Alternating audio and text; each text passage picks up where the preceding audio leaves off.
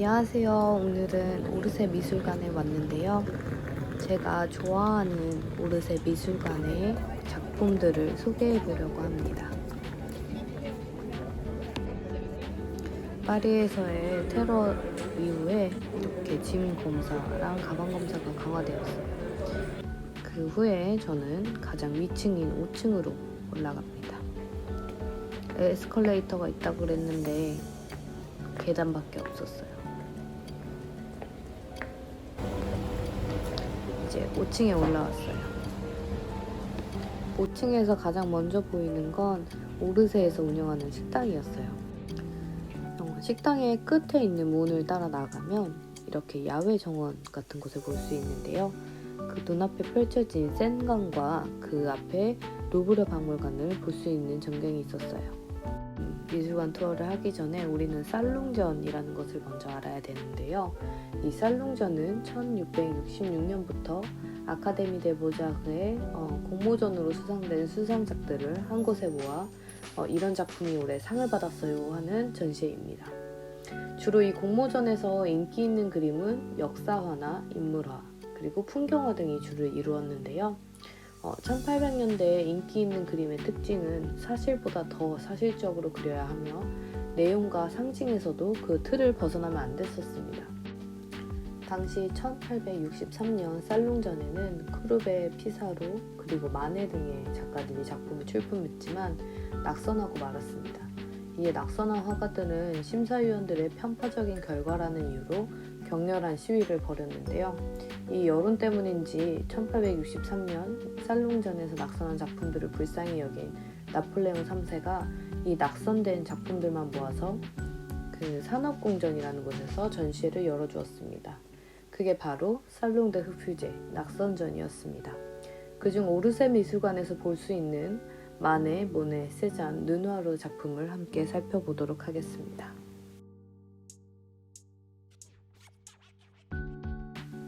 세잔의 그림부터 한번 살펴볼까요?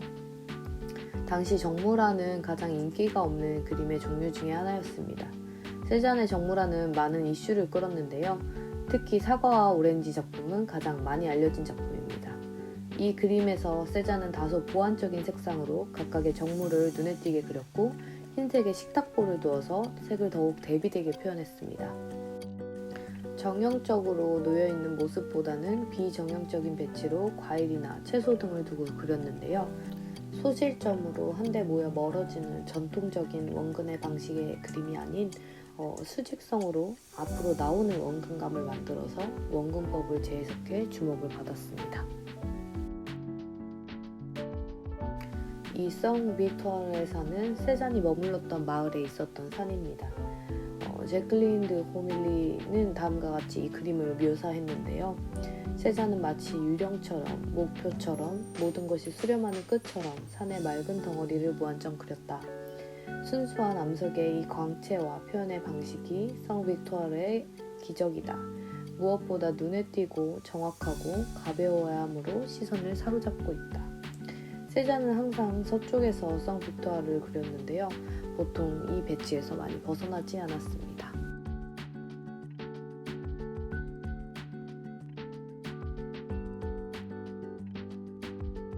르누아르에 목욕하는 사람들입니다. 이 그림의 모델 중 하나는 르누아르의 아들 장의 첫 번째 아내가 된 앙드레입니다. 그림에 나타난 배경은 까누시메르의 화가가 소유한 집의 넓은 정원이었는데요. 이 그림에서 르누아르는 현대세계에 대한 언급을 피하고 시간을 초월한 자연을 보여주고자 했습니다. 특히 목욕하는 사람들의 주제는 르누아르 그림의 마지막 시기 작품이라고 볼 수 있는데요. 이 그림에서 볼 수 있다시피 형태가 자연에 녹아서 나무, 꽃, 붉은색 물과 합쳐지는 걸 볼 수 있습니다.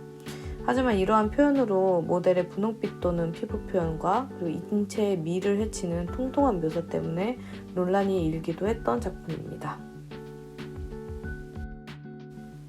그의 또 다른 작품인 피아노 치는 소녀들입니다. 이 작품은 현재 총 3점이 현존하는데요. 2개는 유화로, 하나는 파스텔로 그려졌습니다. 오르세 미술관의 이 작품 역시 유화로 그려진 작품입니다. 르누아르는 부르주아 가정의 피아노 앞에서 있는 두 어린 소녀를 묘사했습니다. 르누아르의 발디 물랑 드라 갈레트입니다. 몽마르트에 있는 물랑 드라 갈레트에서 열린 무도회라는 뜻입니다. 이 장면은 날씨가 좋은 일요일 오후 인상파 화가들이 함께한 무도회였고 그림에 등장하는 인물들은 모두 화가의 친구들입니다. 르누아르는 즐거운 시간을 보내고 왼쪽에서 춤을 추고 오른쪽에서 수다를 떨며 담배를 피우고 술을 마시는 모습을 캔버스에 나타내고 있습니다.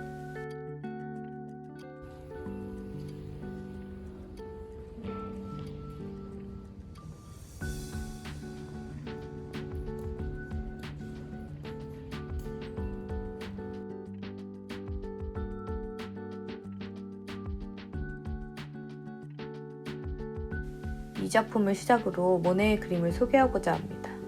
19세기 파리의 만국 박람회는 제3공화국 시대인 1878년 3월 1일에 개막했으며 3달 후인 6월 30일은 프랑스의 국경일로 정부는 이 국경일에 민중들에게 공화주의를 지지하는 마음을 표출할 기회를 주었습니다.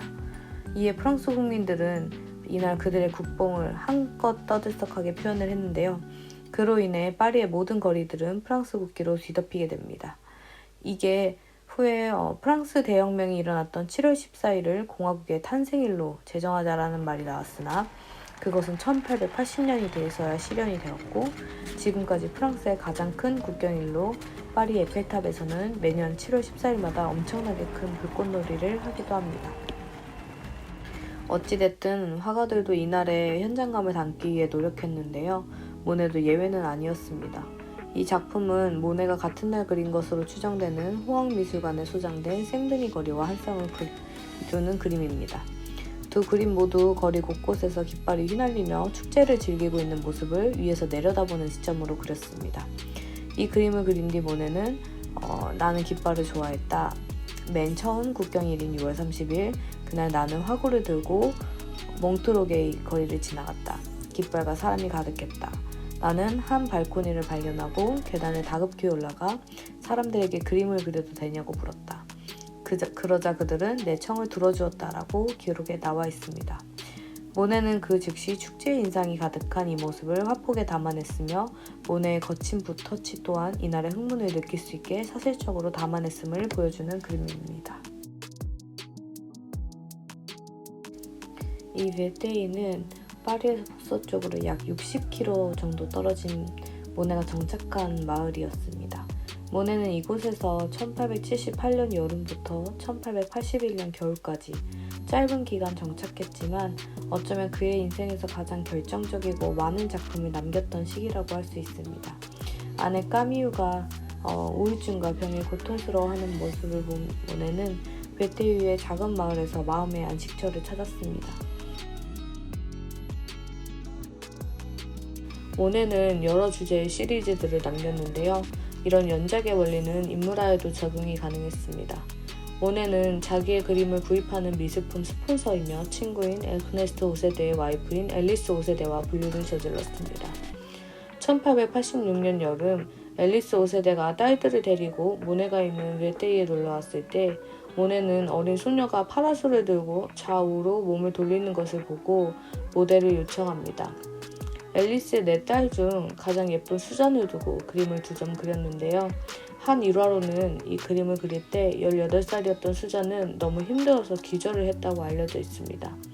들판을 가로질러 집에서 약 1km 떨어진 이 초원까지 걸어가야 했고 장시간 서 있었기 때문에 그랬던 것으로 보입니다.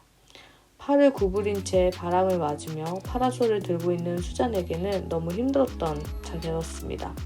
그런 노력 덕분인지 우리들은 현재 이렇게 예쁜 그림을 볼 수 있습니다. 이 그림을 그리게 된 계기는 바로 모네의 아내였던 까미유와 그의 아들인 장 모네를 그린 그림 때문인데요. 아내가 죽고 수잔을 보며 이 그림이 생각나서 그렸다는 글쓰님의 말이 떠오르네요. 모네의 가장 많은 작품을 차지하는 주제는 수련입니다.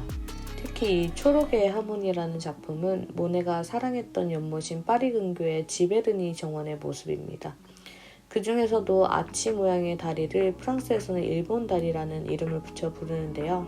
이 다리가 지어지고 2년 후인 1895년에 모네의 컬렉션 중 일본 판화에서 영감을 받아 이 그림을 그리게 되었습니다.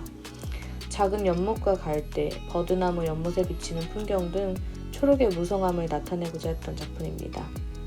가을의 모습도 함께 나타낸 작품입니다. 모네는 이 수련의 모습을 약 60여 개의 캔버스에 담았는데요. 해가 지는 모습, 가을의 모습 등 빛의 변화하는 다양한 모습을 담고자 했습니다.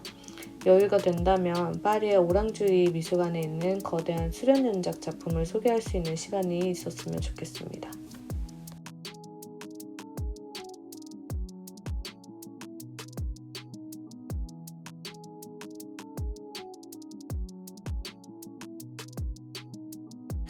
피사로의 특징은 색상의 대비를 높이고 점점 더 작은 터치로 그림의 표면을 직조해 나타냅니다.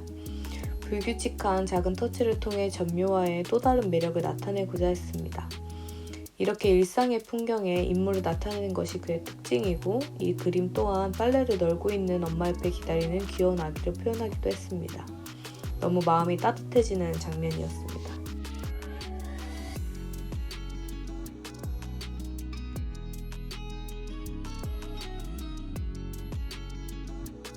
드가의 그림입니다. 가족이나 친구를 자주 묘사한 드가는 다림질 공방에서 일하는 모습을 그리기도 했습니다. 1869년과 1895년 사이에 드가가 가장 좋아하는 주제로 삼았던 세탁소는 드가 이전의 도미일 뿐일 정도로 독특한 주제이기도 했는데요. 이 연장 내에서 드가는 거의 동일한 구성으로 나타냈습니다. 하품하는 모습과 억지로 다림질하는 모습 등 4가지 모습으로 나타냈고, 그중 이 그림은 3번째로 그렸던 작품입니다. 이 주제의 선택은 회화뿐 아니라 문학에서도 특정 동시대인들의 자연주의적이고 사회적인 관심을 반영하는데요. 1877년 출판된 에밀 졸라의 목로주점으로 알려진 저르베이즈의 세탁물을 묘사하고 파리 사람들의 비참함을 직설적으로 보여주기도 했습니다. 어둡고 칙칙한 현실을 반영하면서도 하품을 하는 재밌는 요소를 넣음으로써 드가의 진면목을 볼 수 있는 작품이었습니다. 이 연작은 드가의 대표적인 발레 연작입니다. 드가는 쇼, 조명, 음악, 다채로운 의상 등 특히 발레리나의 움직임을 좋아했습니다. 형태는 물론 태도의 완전함, 움직임의 진실성, 그리고 빛의 정확성을 다루고자 했습니다. 특히 이 무대를 올라가는 계단은 무용수들에게 중요하진 않지만 그들을 바라보는 화가에게는 중요한 장소였습니다. 무대는 꿈꾸는 이상이었지만 그 뒤의 준비 과정들은 잊어버리기 쉽기 때문인데요. 무용수들이 무대를 오르기 위해 노력하는 것처럼 화가라는 직업 또한 그 뒷면에 대해 많은 것을 생각할 수 있는 장소라고 생각했기 때문입니다. 나이가 들면서 드가는 조각에도 집중을 했는데요. 이런 어린 소녀상과 같은 발레복을 입거나 발레 동작을 하는 모습들을 많이 남기게 됩니다.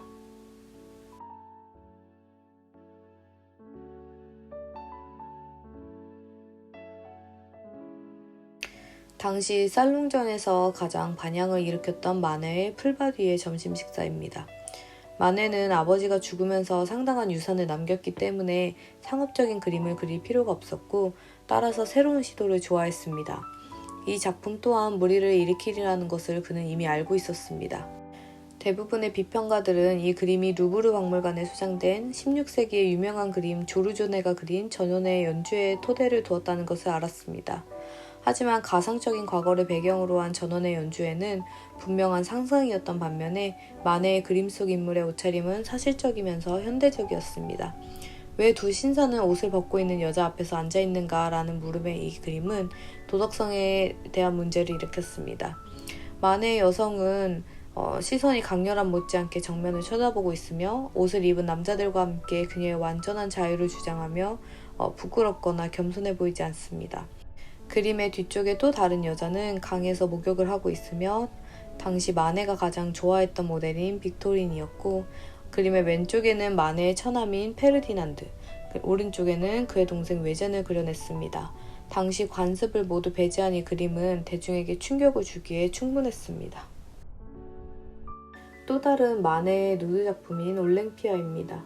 이 작품은 전경에 벌거벗은 젊은 여성이 소파와 흰색 캐시미어 숄에 누워있으며 녹색 커튼과 테피스트리로 장식된 내부를 보여주고 있습니다. 두 개의 세틴 베개 위에 올려진 그녀는 오른팔을 기대고 시선은 우리를 향해 있습니다.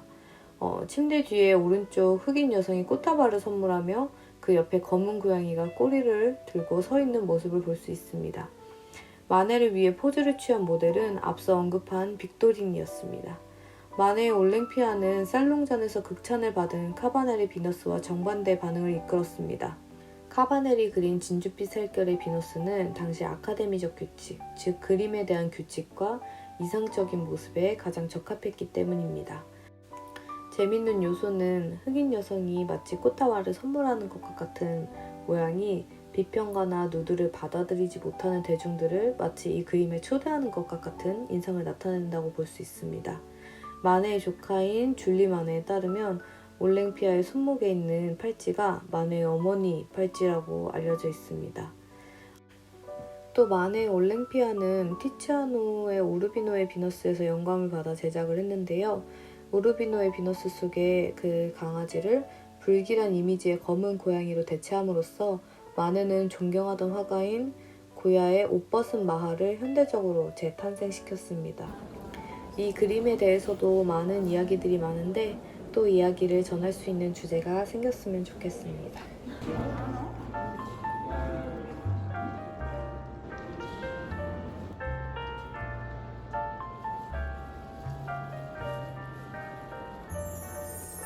끝으로 오르세 미술관에서 아틀리에를 하고 있는 프랑스인들의 모습과 그리고 오르세 미술관 창문으로 비친 파리의 해질녘 모습들을 소개하면서 이 영상을 마치도록 하겠고요. 지금까지 시청해주셔서 감사합니다.